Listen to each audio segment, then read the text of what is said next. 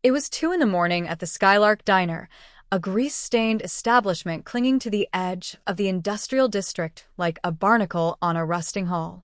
The air inside usually smelled of burnt bacon and floor wax, but tonight, the atmosphere had shifted.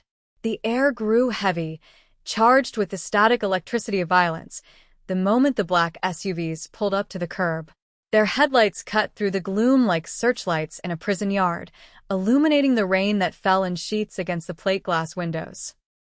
Inside, Ash stood behind the counter, her hands moving with practiced, robotic efficiency as she dried a stack of ceramic plates.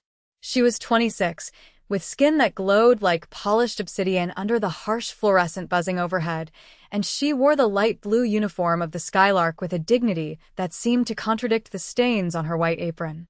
She wasn't just a waitress, she was a fixture, a ghost in the machine of the night shift. When the door chimed, it wasn't a welcome sound. It was a warning.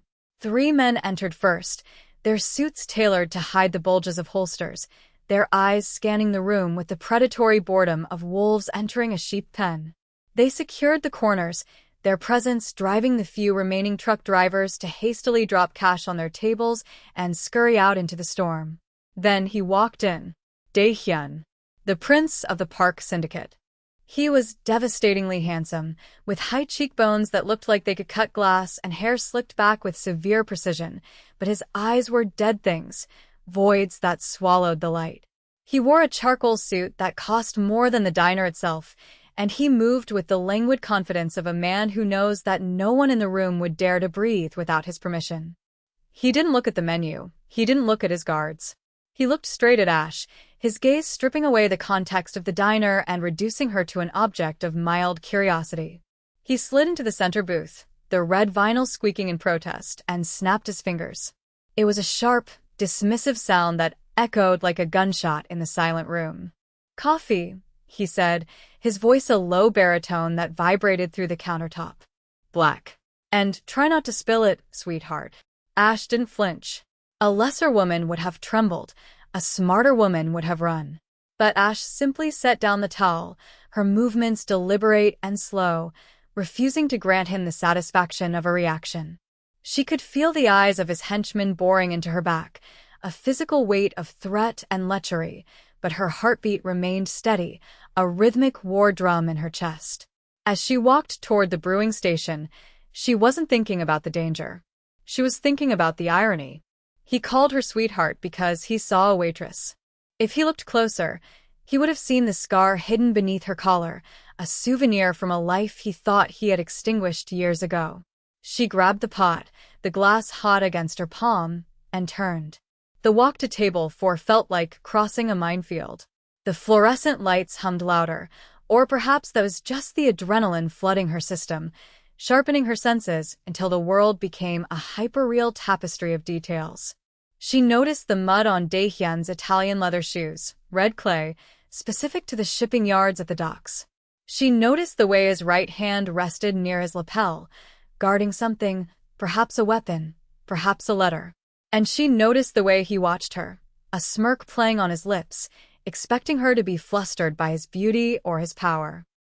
She reached the table and poured the coffee. The stream of dark liquid was steady, creating a perfect circle of steam rising between them. "Is there anything else?" Ash asked, her voice cool, devoid of the subservience he was clearly accustomed to. Dae-hyun looked up, his smirk widening into something more wolfish. He leaned forward, resting his elbows on the sticky table, invading her personal space with the scent of sandalwood, expensive tobacco, and the metallic tang of rain. "You're new," he observed, not asking but stating. The old woman who usually works this shift. She knew better than to make eye contact. He reached out, his fingers brushing against her hand as she held the pot. His skin was cold, contrasting with the heat of the coffee. "You have steady hands for a girl working the graveyard shift in this part of town. Most people shake when I walk in.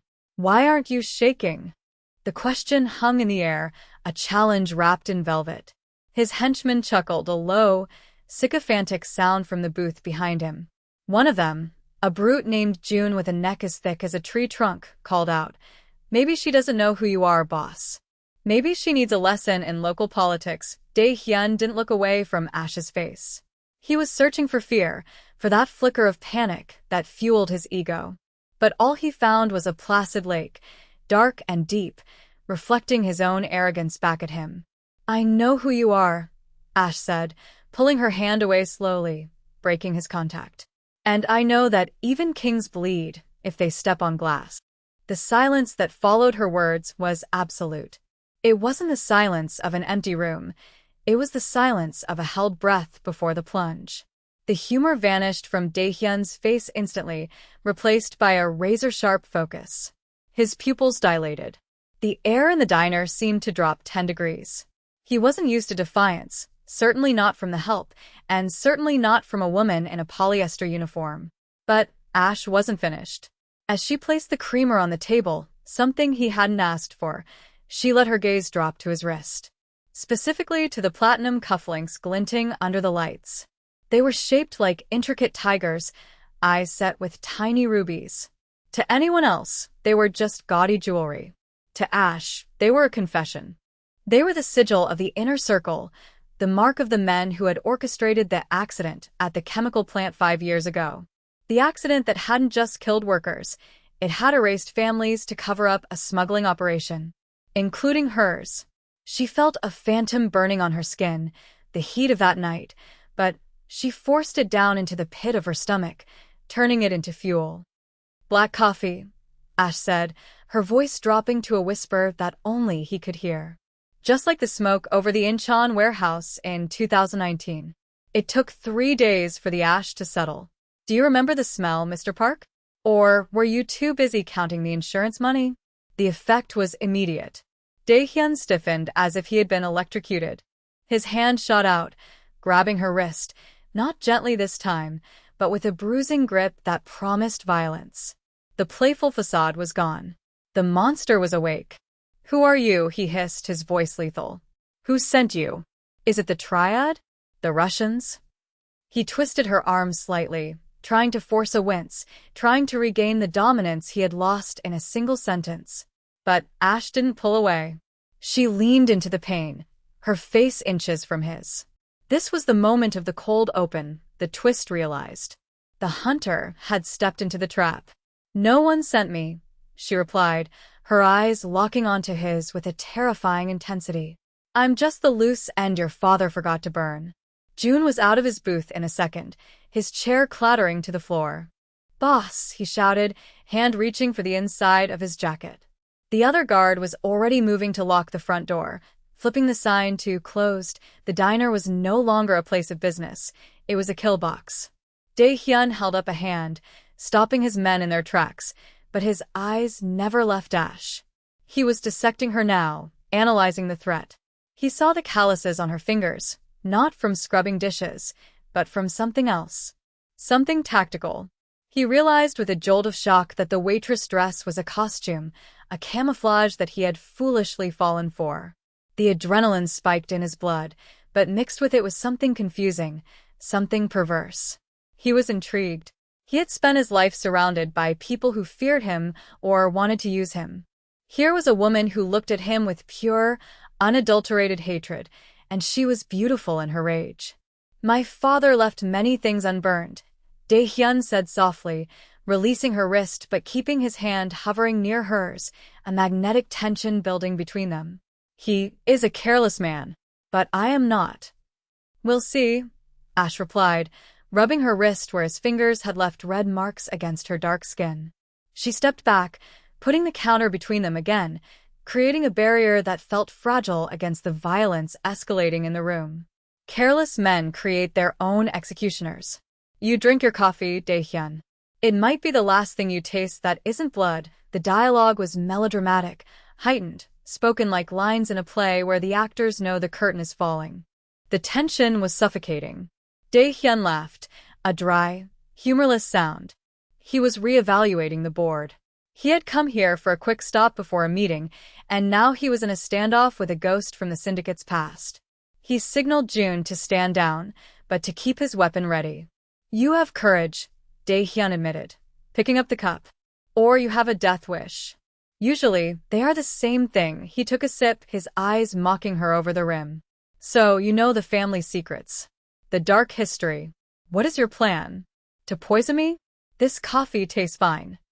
I don't need poison, Ash said, her hand drifting beneath the counter, fingers brushing against the cold steel of the shotgun taped there. I just need you to be exactly where you are, and then the world exploded. It wasn't Ash who fired. It wasn't Dae-hyun.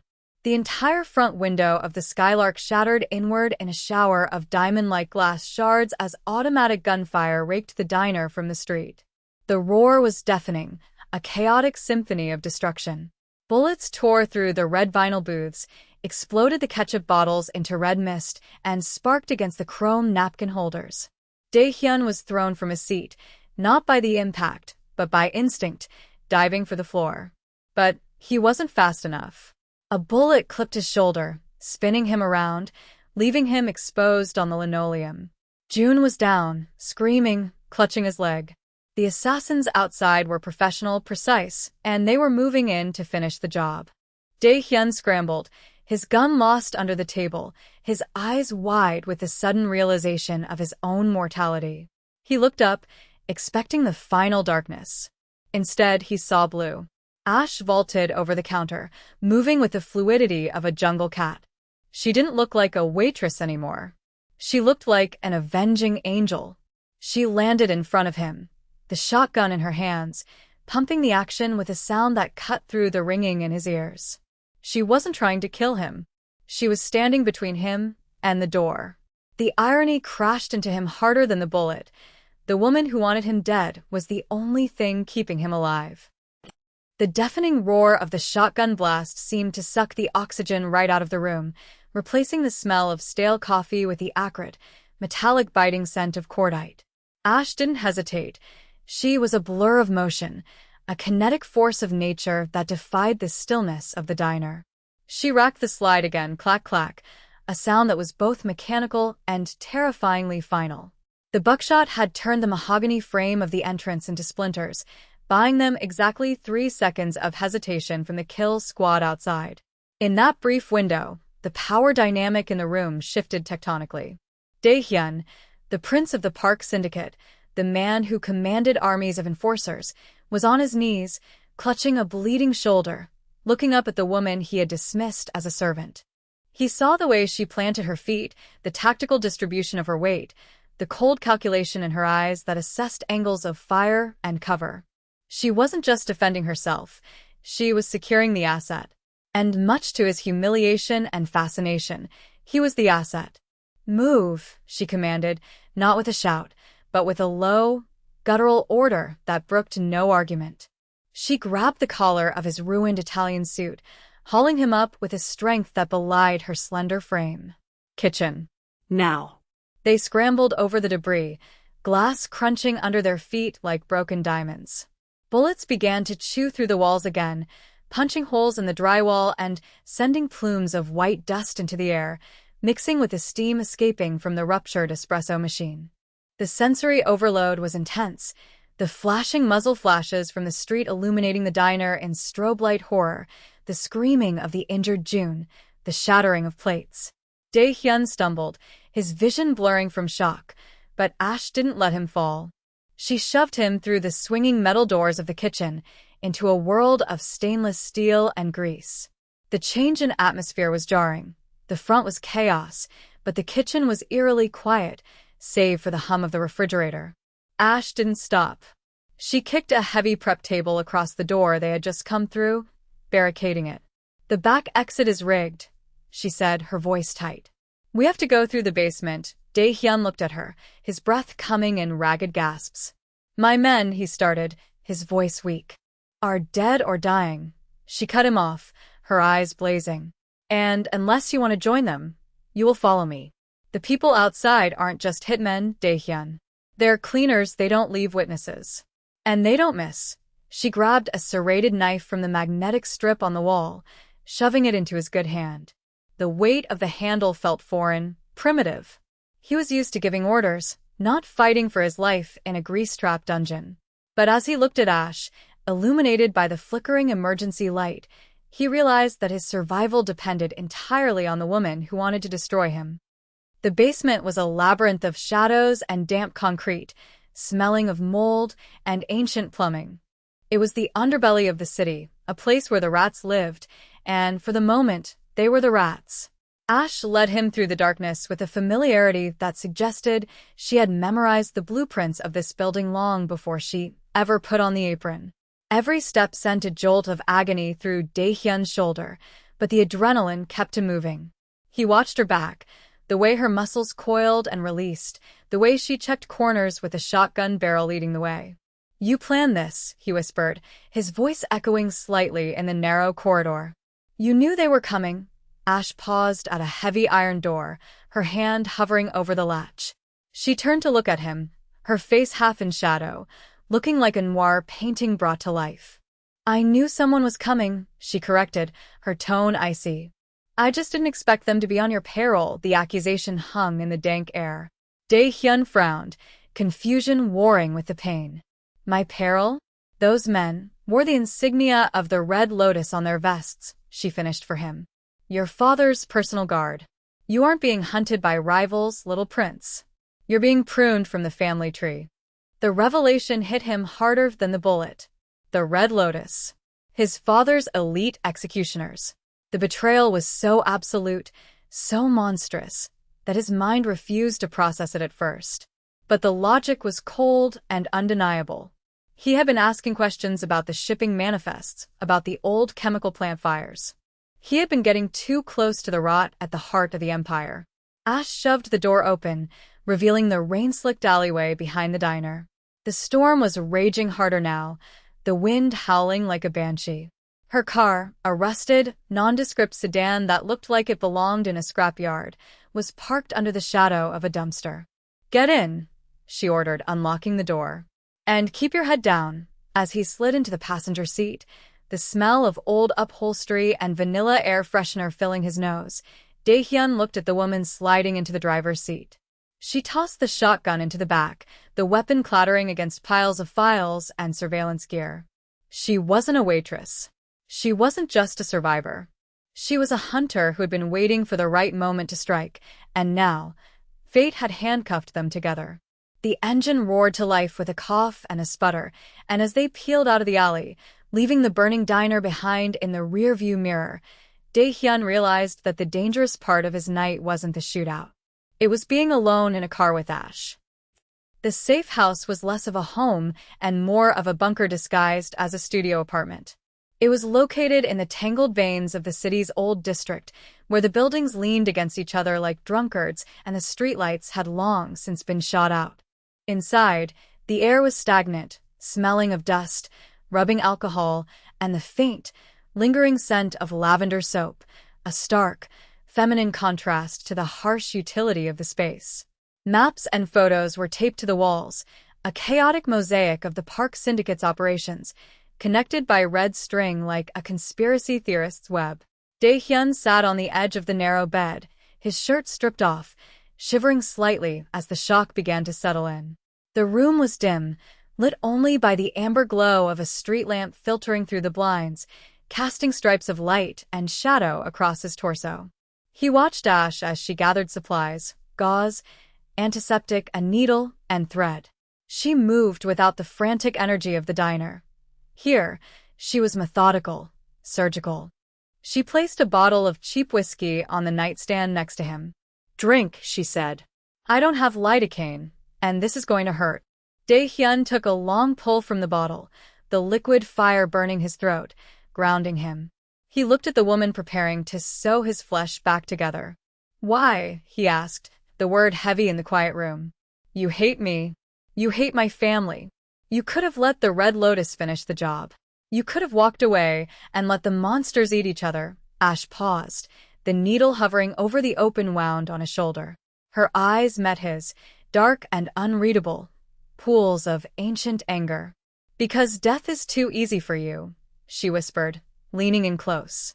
He could feel her breath on his skin, cool against his feverish heat. "If you die, you become a martyr. A tragedy. Your father spins the story, uses your death to consolidate power. I don't want you dead," Dae-hyun. I want you to burn everything down.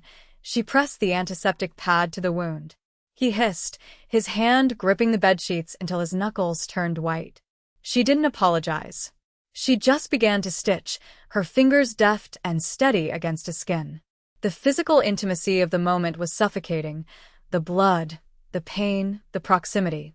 It was a perverse subversion of a romantic embrace. My father, Dae-hyun gritted out, the pain sharpening his mind. He thinks I'm weak. He thinks I'm soft because I didn't want to expand into the human trafficking routes. He looked at the photos on the wall, seeing his own face in some of them, captured through a telephoto lens. You've been watching me for a long time. Ash tied off the stitch and snipped the thread with her teeth, a gesture so raw it made his stomach flip. I've been watching for 5 years, she said, tossing the bloody gauze into a metal bin. I saw you at the funeral of the workers. I saw you trying to pay the families out of your own pocket, quietly, so the board wouldn't know. She stood up, wiping her hands on a rag. That's why you're alive. Not because I forgive you, but because you have a conscience. It's a small, shriveled thing, buried under layers of silk and arrogance, but it's there. She walked to the window, peering out through the blinds. We have until morning. The Red Lotus will sweep the city. If we stay here, we die. If we run, we die. Dae-hyun stood up, testing his shoulder. It throbbed, but the bleeding had stopped. He walked up behind her, close enough to smell the rain still clinging to her hair. The power dynamic had shifted again. They were no longer predator and prey. They were partners in a foxhole. We don't run, he said, his voice dropping to that dangerous, commanding baritone. We go to the source. Tomorrow night is the Platinum Gala. The entire board will be there. My father will be there. He reached out, his hand hovering near her waist, not touching, but close enough to feel the heat. You have the evidence. I have the access. We walk in through the front door. Ash turned to face him. The tension in the room was electric, a volatile mix of hatred, respect, and something darker, more magnetic. Suicide, she said flatly. Vindication, he countered. We expose them. We destroy the legacy. And then he paused, his eyes searching hers. And then, if you still want to kill me, I won't stop you. Ash held his gaze for a long moment, the silence stretching taut like a piano wire. Finally, the corner of her mouth twitched up, not a smile, but a grimace of agreement. Deal, she said. But you carry your own gun this time. The preparation was a montage of cold steel and silk, a transformation that felt like armoring up for war. The next 24 hours were a blur of strategy and tension. Ash pulled a sleek, black evening gown from the back of her closet, a relic from a previous undercover life, while Dae-hyun called in the only favor he had left, a tailor who owed him his life, to bring a tuxedo to the safe house. The visual contrast was striking, the gritty, peeling wallpaper of the apartment serving as the backdrop for 2 people dressing for the most exclusive event of the year. Ash strapped a thigh holster beneath the high slit of the velvet dress, the cold metal of a compact pistol resting against her skin. She applied makeup not to beautify, but to mask, sharpening her features, turning her face into a weapon of distraction. Dae-hyun watched her, buttoning his crisp white shirt with his good hand. The injury slowed him down, forcing him to rely on her help for the cufflinks, the same tiger cufflinks he had worn in the diner. As she fastened them, her fingers brushing his wrists, the air between them grew heavy again. You keep these? She asked, her voice low. Reminders, he replied, of what I need to atone for. They arrived at the Platinum Gala in a stolen luxury sedan, blending in with the parade of limousines depositing the city's corrupt elite. The hotel ballroom was a cavern of opulence, crystal chandeliers dripping light, mountains of shrimp on ice, and the murmuring of billionaires trading lives like stocks. The air smelled of expensive perfume and moral decay. As they entered, heads turned.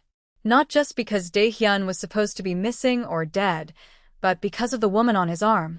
Ash was radiant, a dark star absorbing the light, moving with a regal grace that made the socialites look like amateurs. But beneath the glamour, they were coiled springs. Smile, Dae-hyun whispered, his hand warm on the small of her back.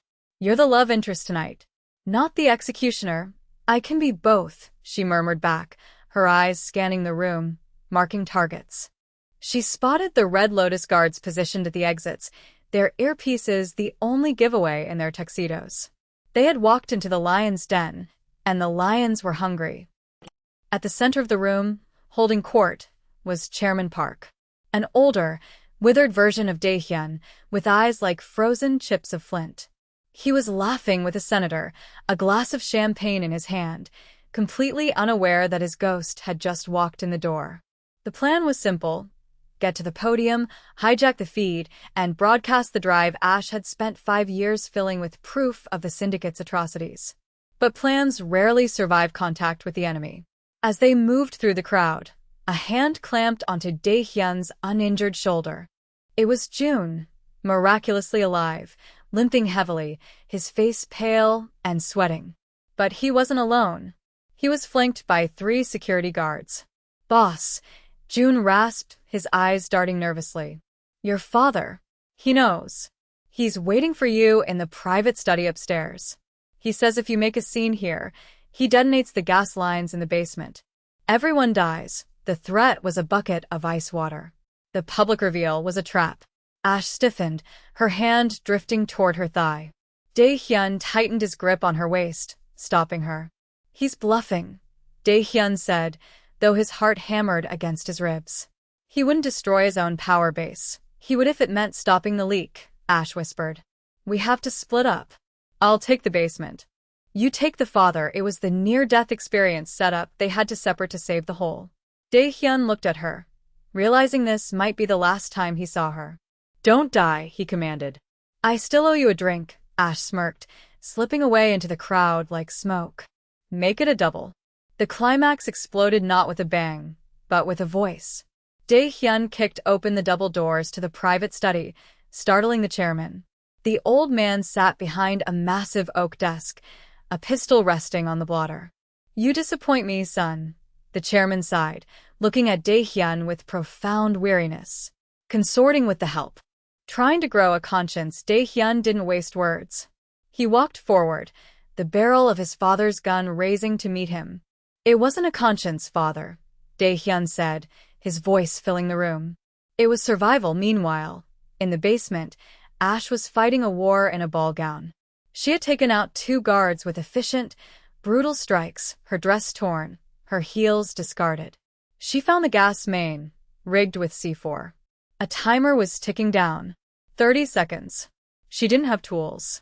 She only had instincts. Back in the study, the chairman pulled the trigger. Click. Dae-hyun didn't flinch.